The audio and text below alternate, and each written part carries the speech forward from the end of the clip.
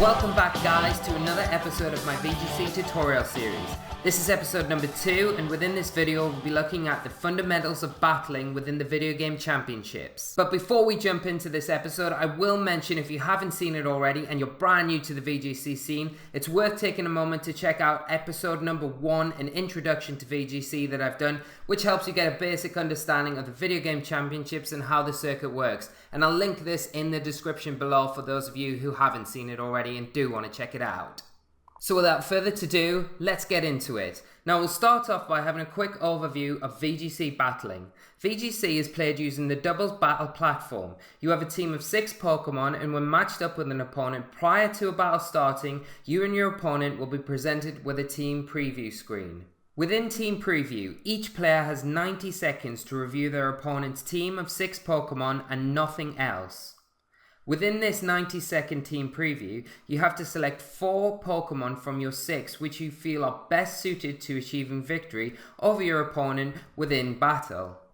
And it's important to note when choosing your Pokemon, whichever Pokemon you select first and second will appear on the battlefield first, with your 3rd and 4th selections in reserve.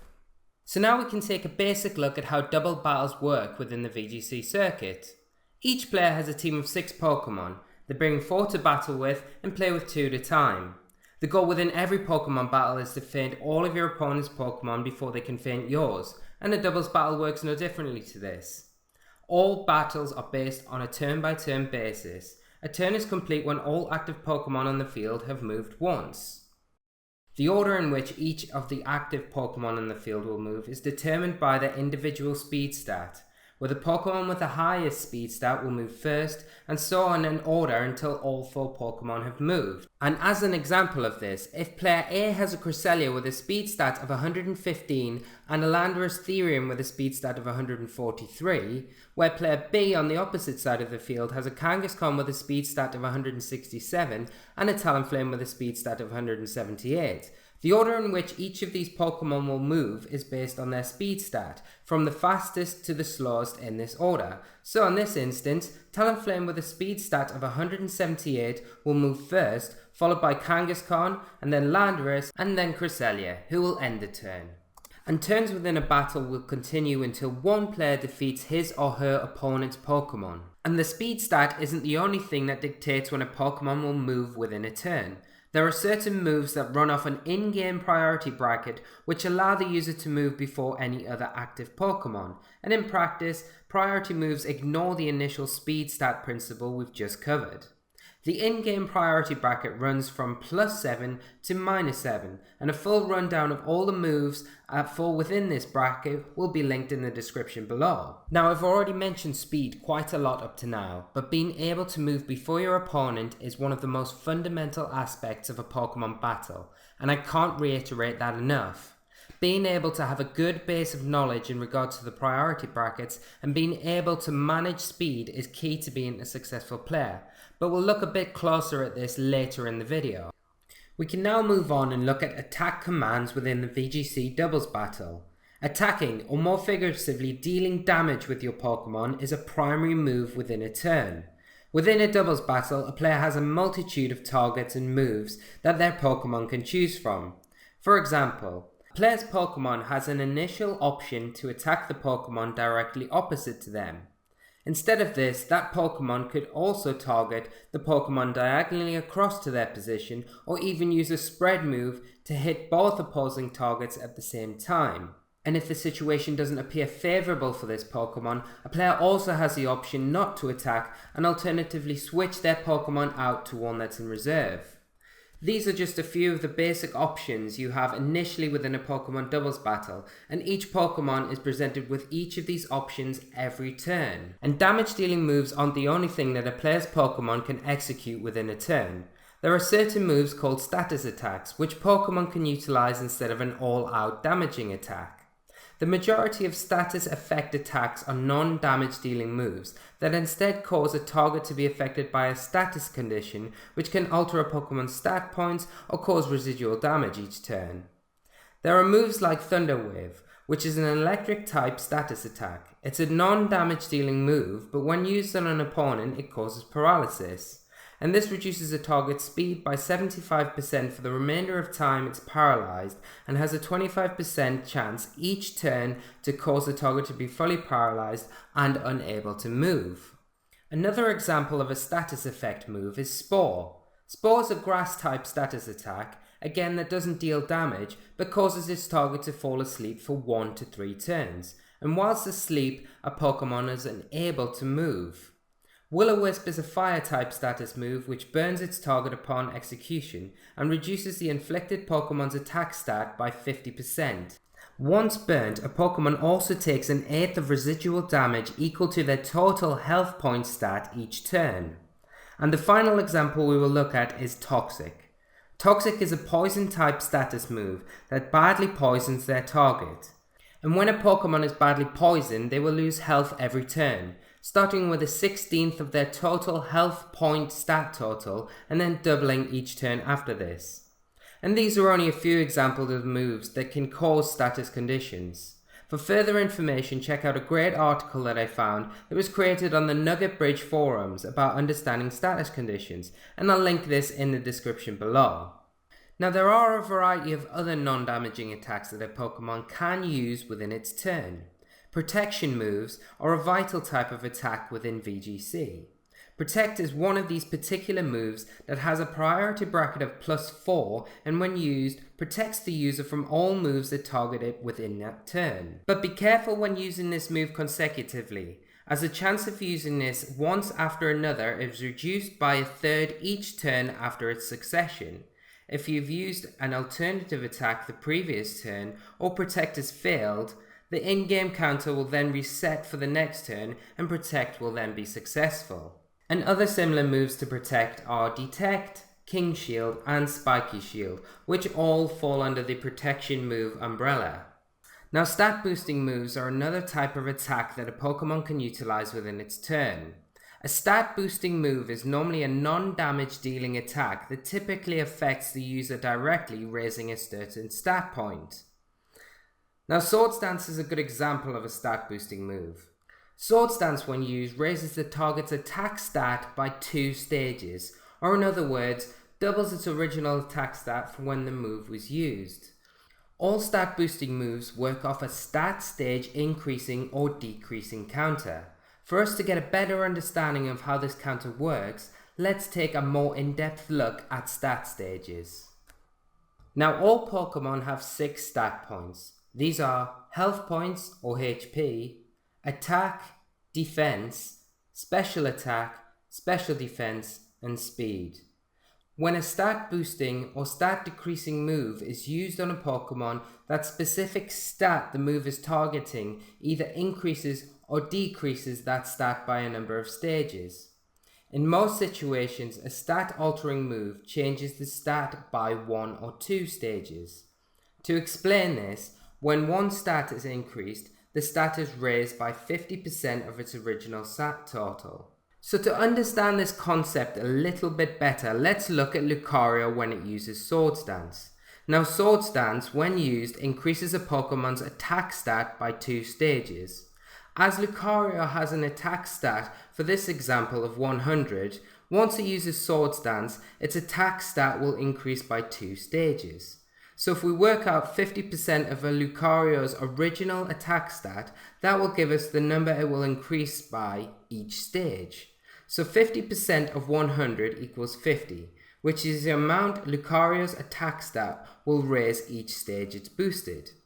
But as Swords Dance increases the attack stat by 2 stages, we need to multiply this stage boost.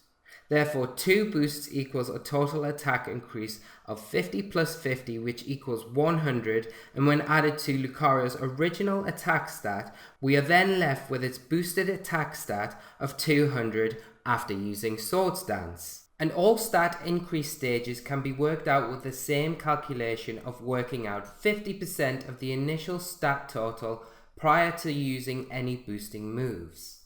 Unlike stat increases, stat decreases work slightly differently and work off a different in-game multiplier, and this can be seen below. And all stat decrease calculations and information as well as stat increase stage information will be linked in the description. Another move option a player can have its Pokemon utilize within its turn is a redirection attack. Follow Me and Rage Powder are currently the only moves we have within the current games that fall under this move category. Now, redirection moves run off a +2 priority bracket, and when used by a Pokemon, they draw all opposing attacks onto them rather than their intended target, which can help protect an ally Pokemon to set up, move freely and take no damage, or allow your partnering Pokemon to freely switch in or out without any risk of being knocked out, which helps a player's board position to be improved going into the following turn. Another type of non-damage dealing move that a player can utilize within a VGC battle are field effects. Field effects, once in play, create certain conditions on the battlefield which will affect all active Pokemon. An example of a common field effect is Trick Room. Now, Trick Room is a psychic type field effect that lasts for 5 turns from being used, and reverses the order in which all active Pokemon can move. Under a Trick Room, all of the slowest Pokemon on the field will move first in order to the fastest Pokemon on the field who will move last. And it is important to remember that moves that fall within their own independent priority bracket like Quick Attack and Extreme Speed are unaffected by this effect. Another type of common field effect is weather. There are a variety of different weather effects that can be present on the battlefield, and they all have their own unique advantages. Rain Dance is one specific weather move that can be used within a battle. When Rain Dance is used, it summons the weather rain onto the battlefield for 5 turns. When in effect, Rain gives a boost of 50% to all water type attacks and decreases fire type attacks by 50% in turn. Rain also has other benefits and advantages for certain abilities and moves, which will all be linked in the description below. Another weather effect is the move Sunny Day. When Sunny Day is used, it summons the sun-like conditions to the battlefield. When in effect, it boosts all fire type attacks by 50% and decreases the power of all water type attacks by 50%. Again, much like Rain Dance, Sunny Day also benefits a number of different abilities and moves within the game when active on the battlefield, and this will again be linked below. Hail is another weather condition that can be summoned to the battlefield. When Hail is in effect, it makes the accuracy of the Ice-type double target attack Blizzard 100%. Each turn that Hail is in effect, it also causes residual damage to each of the active Pokemon on the field who aren't an Ice-type by a 16th of their total HP stat per turn. Sandstorm is the final weather effect we will look at for these examples. For further weather information, like advised in previous clips, this will all be linked below.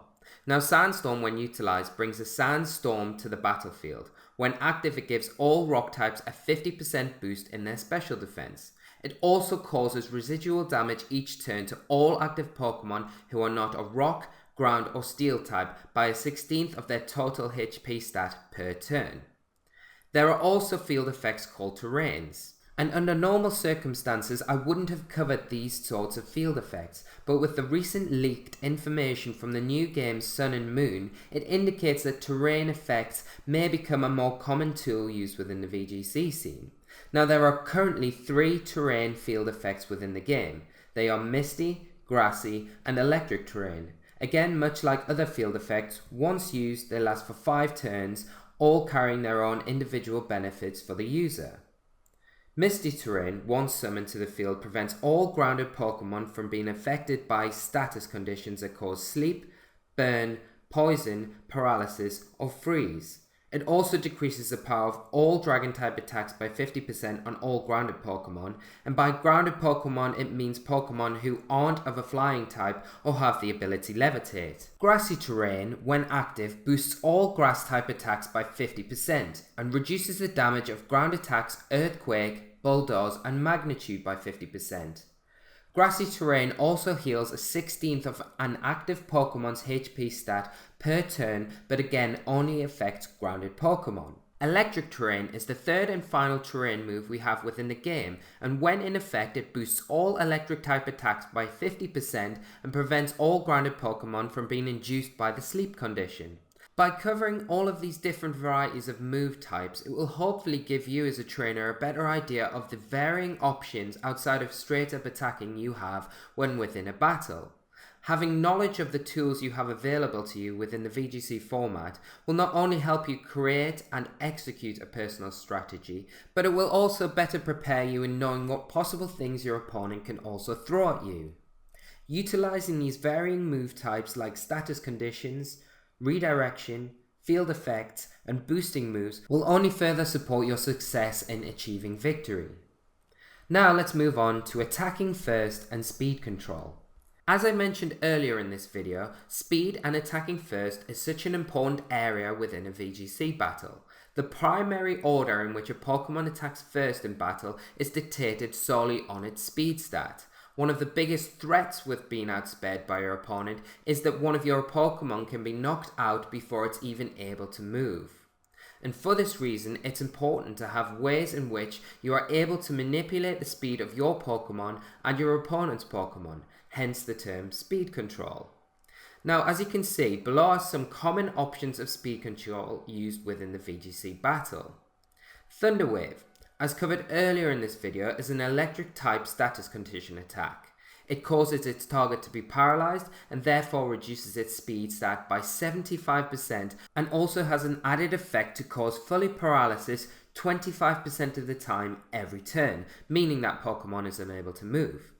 Now, Thunder Wave is an extremely powerful and useful type of speed control, but it does have its drawbacks as it can't affect opposing ground or electric type Pokemon and can be countered to some extent with the use of Trick Room, where a player will benefit more from the speed decrease of their Pokemon within this field effect. A common user of Thunder Wave is Thundurus Incarnate, and in combination with its Prankster ability, it gives all status type attacks an increased priority of +1, which makes Thundurus able to spread Thunder Waves onto its opponents each turn before any other move can hit, giving the user a huge advantage, especially in the later stages of battle. Tailwind is a flying type field effect and another common form of speed control. When used, it doubles the speed of all Pokemon on only your side of the battlefield for 4 turns. The cons to this move are that it's easily countered or disrupted by moves like Thunder Wave or Trick Room, and even your own opponent setting up their own Tailwind to match yours. But this doesn't mean it's not a viable form of speed control. When used within the right conditions, this form of speed control is a very powerful pressure applied strategy. One common user often seen using this move is Talonflame. Talonflame, like Thundurus, has an ability that can abuse the quick use of this move. Gale Wings is an ability that Talonflame has that gives all flying type attacks a boosted priority of +1, meaning Talonflame can almost always guarantee that it will get this move off to support its partnering Pokemon, even on the brink of fainting. Another popular choice of speed control is Trick Room. Trick Room again was covered earlier in this video as a field effect which lasts for 5 turns and allows all of the slowest Pokemon in the field to move first and the fastest Pokemon to move last. Trick Room is a great form of speed control and is normally utilized by slow and very defensively built Pokemon who can also quickly sweep through an opponent's team under the right speed conditions. The cons to using Trick Room are moves like Thunder Wave and also opponents having slower Pokemon to the ones you are using that will benefit also from this speed reversal and could hamper your tactics. Your opponent can also use Trick Room themselves to reverse these field effects, meaning it's sometimes a difficult strategy to master. One common user frequently seen using Trick Room within the VG scene is Cresselia. Cresselia is a slow and extremely defensive Pokemon who can take multiple attacks from even the strongest Pokemon, meaning it's more likely to always guarantee the Trick Room being set up. Icy Wind is the final type of speed control we will cover within this video and is the only mode of speed control that is also a damage dealing move, meaning it can't be stopped like other forms of speed control can be by the move Taunt. Icy Wind is a double targeting ice type attack which lowers the speed stat of its target Pokemon by -1 stage upon contact. The cons to using Icy Wind are it's only 95% accurate, which means it may miss a target when you really need it to hit in certain situations. Trick Room also completely counters any drops you've exposed your opponent to. As well as this, your opponent can combat any speed drops by simply using Thunder Wave and Paralysis on your own Pokemon, of which would negate any drops. Wide Guard is a protect type move that blocks all spread and double target attacks, which can also prevent the full use of this move. Cresselia is again a very common seen user of this move. Being defensively bulky and hard to feint allows it to sit on the field for an extended period of time using Icy Wind to support its partnering Pokemon. Next, we'll look at priority attacks.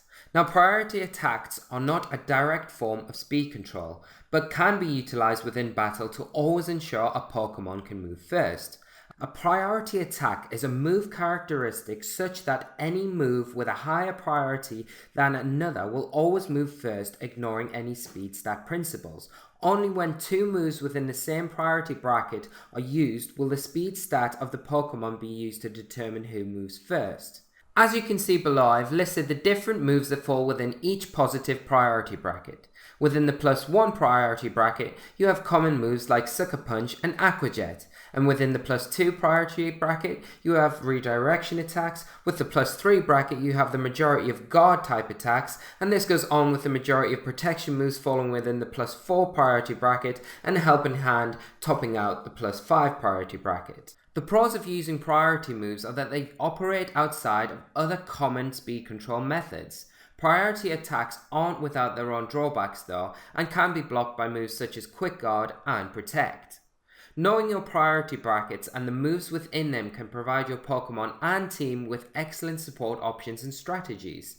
And the final thing that we will cover in this brief speed control section is abilities that benefit directly from weather effects. Swift Swim is an ability that doubles the speed of a Pokemon with this ability in Rain. And Rain can be summoned by the move Rain Dance or the ability Drizzle, which summons a rain to the battlefield for 5 turns. Chlorophyll is a similar ability to Swift Swim, but doubles the speed of Pokemon with this ability in Sun.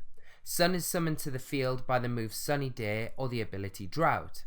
And Sand Rush is the Sandstorm equivalent to these abilities, which doubles the user's speed in the field effect Sandstorm. And Sandstorm is summoned to the battlefield by either move Sandstorm or the ability Sandstream. Now, using these abilities within their specific weather field effects aren't direct forms of speed control, but because of other certain Pokemon that have their own abilities that can summon weather to the field when they enter the battle, like Politoed with Drizzle, who summons the rain, Ninetales with Drought, who summons the sun, and Tyranitar with Sandstream, who can summon a sandstorm. These methods of speed control are easy to set up and have no turn costs, making weather abuse an extremely offensive and high pressure strategy. The cons to using weather field effects as a method of speed control are that they can easily be countered by another weather effect being activated on the battlefield, as only one weather effect can be present on the field at one time. Trick Room, Thunder Wave and Tailwind are other common speed control methods that can all put a kink in any use of weather abuse, so it's recommended that other support options against these opposing speed control methods are adapted. The key to using speed control is ensuring that a player has at least 1 to 2 Pokemon who can support its partners within battle. This allows a player to hopefully execute methods where they will be able to attack first and pick up knockouts before an opponent, setting up strategy and being able to apply constant pressure on an opponent. Now, we've only briefly covered a number of speed control and other battle fundamentals in this video, but hopefully this has provided you new players with enough information to get a good idea of the sorts of things to expect and play with when entering a VGC battle. And to end this episode, I would like to say a huge thank you for all of the support and kind words I've had since my first video's launch. It really means a lot to me and makes all of the effort I've put into these episodes worthwhile. Like always, if you have any questions or input on my content so far, please leave them in a message below and I will get back to you. Next episode we will look at VGC strategies and team building. If you've enjoyed this video, please hit the like button, it's really appreciated, and if you'd like to see more content like this, make sure to hit that subscribe button for more content soon. Until next time, bye!